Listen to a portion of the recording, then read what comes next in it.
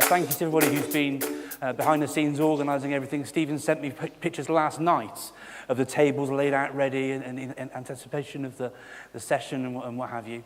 So it's a real privilege for me to be here sharing with you over the next sort of few minutes and what have you. So we're going to be thinking about what this idea is of a modern educator. And I think this image here really sort of sums it up quite nicely. You know, I've got two young children of my own. Now, they do now what a cassette is, but many children, you show them a cassette, like, what's a cassette? I mean, they know what a pencil is, obviously. Okay? And those of you, if I was to do this right now, you know why I was doing that, wouldn't you? Yes? Okay? And that makes sense to us. Okay? But the world that we live in now is different to the world that we lived in as children. It's completely crazy to think about the way the technology has moved on over the years. I genuinely wouldn't be here today if it wasn't for two, maybe three key things in my career as well. One of which is teach meets, like we're at here right now. I used to organise teach meets down in Clevedon, near Bristol, where I used to work. And these were great events, and they helped me to meet new people, get great new ideas, and it's fantastic that you're giving up so much time to come along and share and learn collaboratively in this kind of way as well. The second key thing for me, really, was my blogging.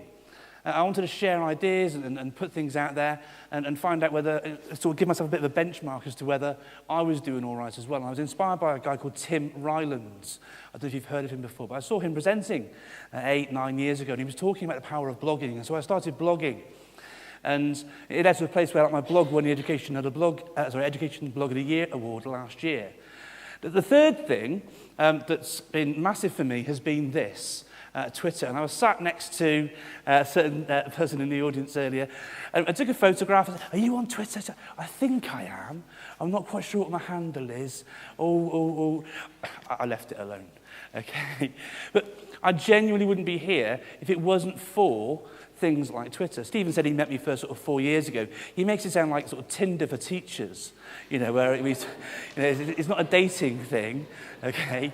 But I say every day is a learning day, and 9 times out of 10, the new things that I learn come from being engaged and using Twitter. What John said really resonated. I share this slide an awful lot. Not that one, that one. So it's a quote from a guy called Rushton Hurley. He said, if students are sharing their work with the world, they want it to be good, yeah?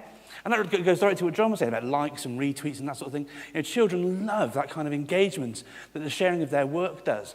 But if they're sharing it just with you, they want it to be good enough. And I know that feeling. When I was a kid at school, you know, my work didn't go up on the walls. It wasn't celebrated. My mum would see my book every now and then, you know, and you know, my teachers were the only people who would see that. We've got a real opportunity when it comes to using technology to really transform things. And so John's presentation really resonated with me on that front, so thanks for sharing that, John. And you can find great things on social media using Twitter. I've got some personal examples and some other ones. And this is a thing I made sort of 2 or 3 years ago. It's called the periodic table of iPad apps. I updated it recently, and here's a second one. And just like the children, I love it. You know, this has had like tens of thousands of retweets and likes. People have printed it out and blown it up. But it's a fantastic resource to help people find apps for learning in the classroom. They're all things that have been used by me in a classroom with children to have an impact on learning in one way, shape or form. And there's stuff there from early years, for example, with little digits, through to things that are much more relevant for older children as well. And that's just one example, using myself as the example. There's so much out there when you're thinking about social media. This is something by 87 History. Just pulling some resources. These are secret mission cards. Do your children spend too much... Do children rush through their work, not paying enough attention to detail, and they hand it in and it looks rubbish? Yeah, give them a secret mission card. Yeah, or give them even a speeding ticket. You've been working too fast. You need to go back and have a look at that, and these are the things you need to improve and sort out. Okay? So there's loads of fantastic ideas out there that you can get just stalking as well. I mean, as well as being a bit like Tinder for teachers, apparently. Okay, it's also sort of legal stalking. You know, you can just follow people, get their great ideas. Someone like Danielle, you know, not just about maths, but you know, teaching and learning stuff that you've seen today as well. You know, things that can work across the curriculum. Massively, massively powerful. Here's another one, just praise postcards. These things are dead easy to make. Free apps like Typorama and Adobe Spark Post, fantastic. It takes a few moments to make these things. But even if you don't want to do it, you can still find them on Twitter and get them for yourselves that way. So, social media has been really, really good for me. I came across something. Any of you listen to Radio 1 at all? Okay, there's a guy on there called Scott Mills. He does that lottery thing every now and then as well. And he does a feature on his show called Real or No Real. I have to call it Not Real because I couldn't call it No Real. But I came across a guy on Twitter called Secret Teacher who does sort of parodies of the Secret Teacher things. Well, I thought I'd share some of these with you. So, true or false? Okay, real or not real? Secret Teacher, don't talk about the field trip. You weren't there, man. Is that true or false? True. It's false, that one. But I'll start with that. You think it was real, though, wouldn't you? I mean, we've all been on that field trip, haven't we? I have no idea how to mark students' work. Real or not real? Real, yeah, absolutely. Yeah, that's a real one. How about this one? I fixed the vote for head boy and head girl. That one's not real, unless you're at John's school. No, I'm joking. I'm joking. I was treated like a naughty pupil for not wearing a tie. Unfortunately, that's a real one as well. I tried a lesson from Twitter, and now I'm on Capability. How about that one? Is that real or not real? Not real. Not real. My favourite's one of the lot.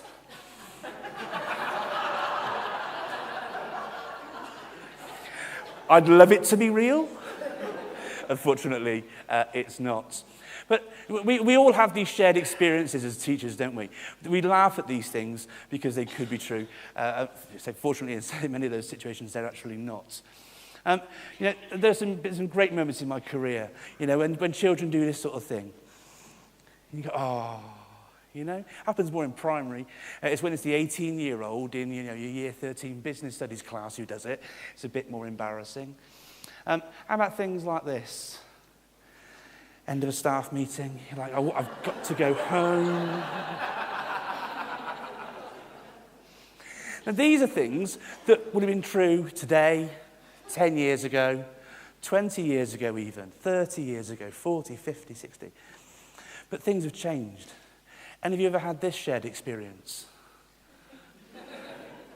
You plan to use technology and it all goes a bit pear-shaped. Things have changed and moved on. The world in which we work and live now is different to that in which our children, we had it when we were children.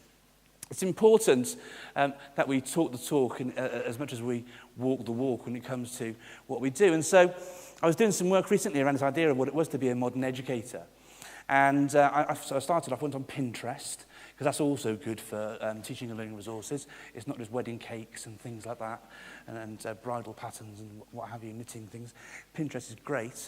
So I went on there, and I found this here. This was made by a guy called Reed Wilson, and he's Wayfaring Path on Twitter. I'll tweak this after my presentation and share it with you. But it goes through and talks about some things that he thinks would be really great for a modern educator to have or be. So to see themselves as learners, not teachers. To invite mistakes into their teaching and learning. Question everything. Believe they can learn anything. Feel secure asking colleagues for help. Now, there's some really nice things that he said there. Okay, but I thought, well, this is great from Reed, but what do other people think? So I thought I'd, wear my heart on my sleeve and go away and ask Twitter. And some people, some of whom were in the room, came back to me with what they thought it was to be a modern educator. Adaptable, collaborative. I learned something new. See, I thought EQ was like he was just playing with the bass. Yeah? But I learned that it's emotional quotient, something that I knew as emotional intelligence. Okay? To be flexible, a team player, leader, always learning, growing others, so forth and so on. Hashtag modern educator. And I think the things that have come through, and so not just from Stevens, we've got some more here. Jo Baker, she's head of art at a school in Lincoln. She's Jo Baker 9. These people, by the way, they'd love it, I'm sure, if you would just tweet them to say that these things being discussed, they'd love that, just like the children would. But appreciating the fact that you can learn just as much from your students as they do from you. Who's taught a subject that isn't their specialism over the years? We saw it with the presentation earlier about training for teachers who teach things that aren't their specialisms.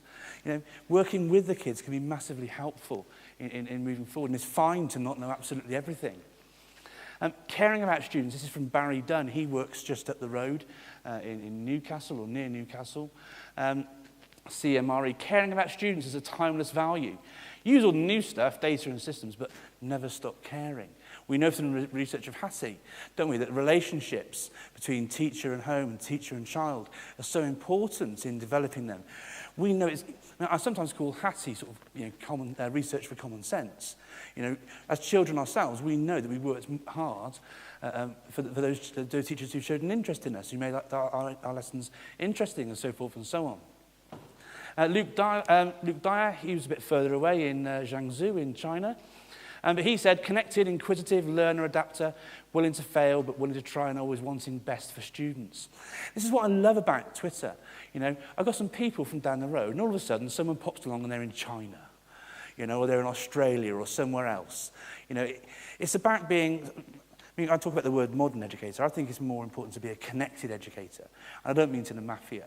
I mean with other teachers around the world. Because we can learn so much from them, and it helps us so much. Claire Jones from Blackpool, a modern educator, takes risks, fails like children and builds from it, is resilient and has a growth mindset too. These are things we want from our children as well, aren't they? Yeah? These are the sort of things that we want to see in them. An outward and creative thinker, a researcher, a risk taker, and a leader. Someone from Ireland here.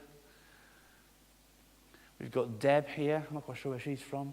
I like this one. A juggler, a diplomat, an actor, a persuader, a researcher, an accountant, and a mixture of magical potions.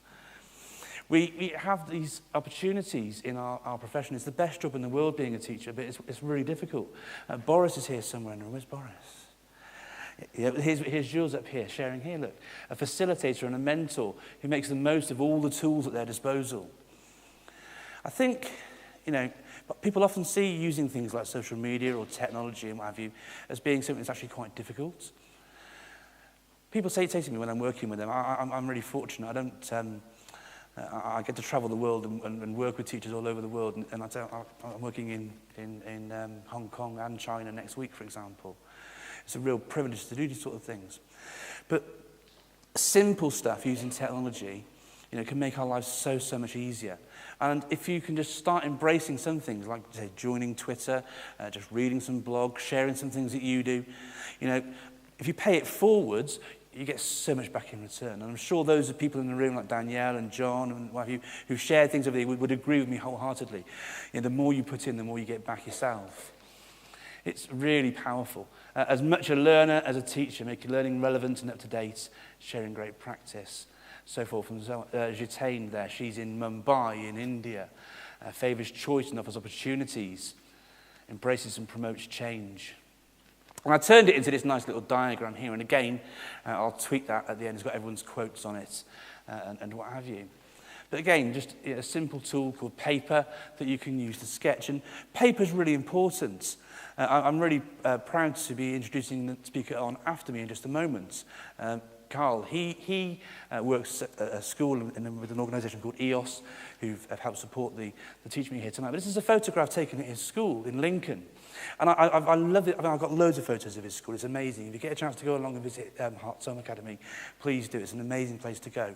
But I love this picture because for me, embracing technology in the classroom doesn't mean to say that it takes over. It just means that it becomes part of that teaching and learning toolkit. And we can see it really well here. You know, there's QR codes, children doing their maths, there's some technology on the table, but it's everything all together, and not one thing being the star, but it's being used appropriately at the right time to have an impact on learning. So how can we take this idea of being a modern educator and do something with it to impact on teaching and learning? So we've got a few ideas to run through with you around that idea. So anyone know what the Oxford University Press Word of the Year was last year? Anybody know? Not you, John, because you've seen this slide before. Anybody know what the word was? Emoji. It was an emoji, absolutely. I mean, is that an actual word even? Okay, but that was the Word of the Year last year. Now, Let's just think about that for a second. Is that something that's come from us? Or, I mean, yes, we might use emojis a bit in some of our text messages and what have you. But what happens in the kids' vernacular is completely different.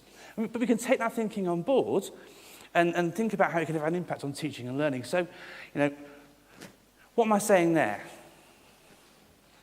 What am I saying?